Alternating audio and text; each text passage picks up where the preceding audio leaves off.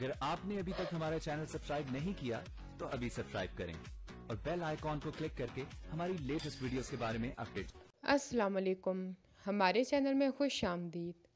फ़हद को जब से हकीकत पता चली होती है बहुत परेशान रहना शुरू कर देती है और चाहती है आमिर उससे जल्दी तलाक दे दे क्योंकि वो उसकी शक्ल तक नहीं देखना चाहती।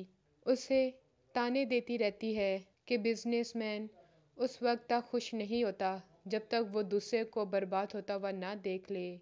आमिर को नहीं समझ आता कि फ़हद के दिमाग में क्या चल रहा है।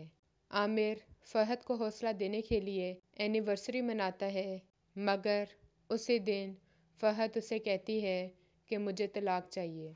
आमिर दुआ से कहता है कि मीरब का पहले भी एक लड़की से चक्कर चलता रहा है और उसे यकीन दिलाने के लिए मीरब की पहली महबूबा को मीरब के कमरे में भेज देता है और दुआ को कहता है कि तुम इनके कमरे में जाओ।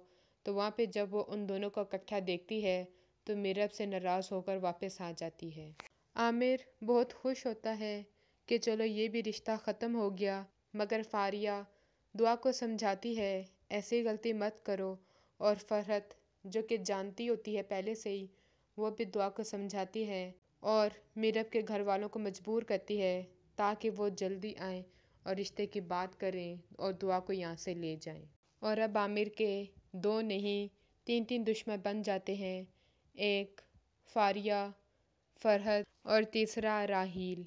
हमारी मज़ीद वीडियो को देखने के लिए हमारे चैनल को सब्सक्राइब करें, बेल आइकन को दबाना ना भूलिएगा। अगली वीडियो तक के लिए अल्लाह हाफ़िज़।